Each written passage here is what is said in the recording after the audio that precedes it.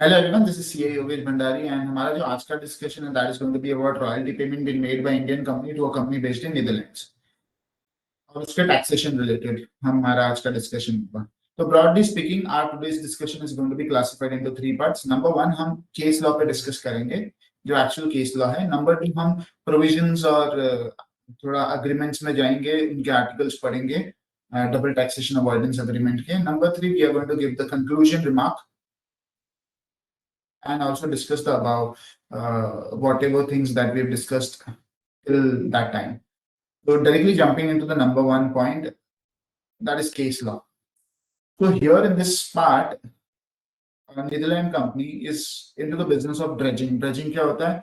आप waterbed से waste उठा के बाहर रखते हो. That activity is called as dredging. So Netherlands company is into dredging activity. They has a subsidiary company in India, and this Indian company avails a lot of services from this Netherlands holding company. तो Netherlands company से ये लोग कई बार हो सकता है कोई IT support लेते हैं, कोई ऑपरेशनल सपोर्ट लेते हैं, मार्केटिंग एक्टिविटी, हेल्थ, कोई बिड करना है तो उसके estimations, so many services like this. And ये सारे सर्विसेज के लिए ये लोग पे करते हैं नीदरलैंड्स कंपनी को. तो ये जो पेमेंट है, ये पेमेंट ही एक्चुअली आज के डिस्कशन का बड़ा पार्ट है. Department has said that this particular payment that Indian subsidiary is making to Netherlands company for giving all those managerial services amounts to royalty, and इस पे royalty के हिसाब से आप TDS पे करके payment कर दो. However, on the flip side, Netherlands company says that this particular payment that they are receiving from the Indian subsidiary is not royalty because this payment that they are receiving is just an allocation of cost that they have incurred and nothing but. There is no markup in that. So this is the reimbursement of expenses that they have made payment to their employees or vendors.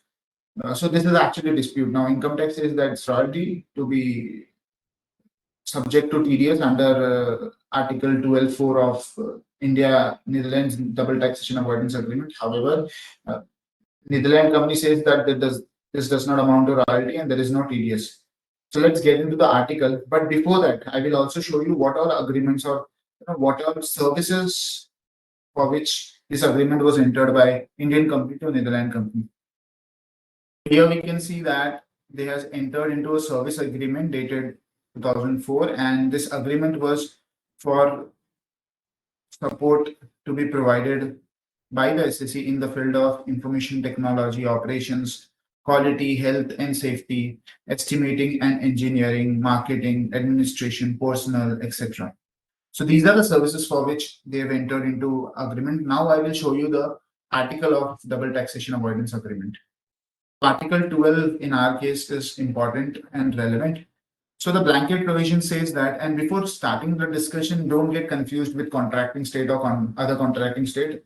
For ease, contracting state मतलब जहाँ पे आपने income arise किया है. So in our case it is India. Netherlands company को जो income arise हुआ India से. Other contracting मतलब foreign country.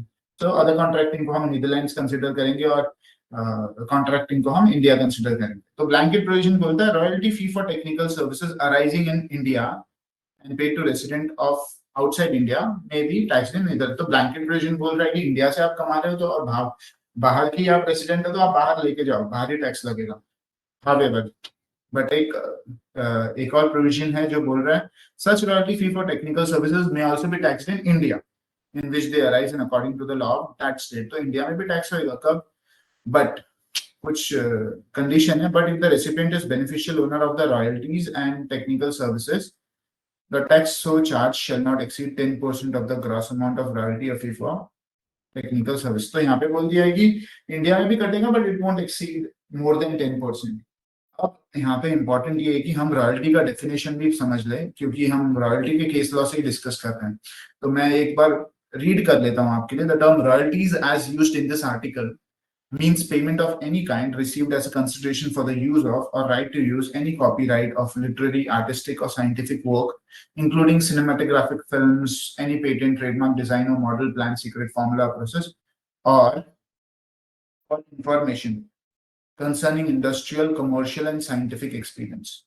So this is the major provisions where, because of which department is having this stand that they want to consider this particular payment that Indian subsidiary is making payment to holding company in Netherlands as royalty based on this provision only.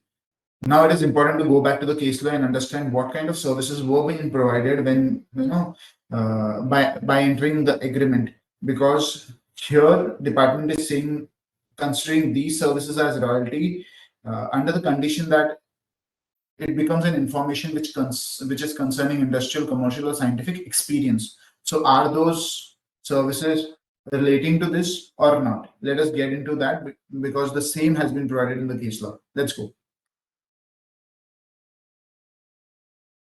If you'll see here, it has been said that it has been held that there is no imparting of any kind of knowledge, skill, experience, or by way of information concerning industrial, commercial, scientific, which is made available to subsidiary company in India.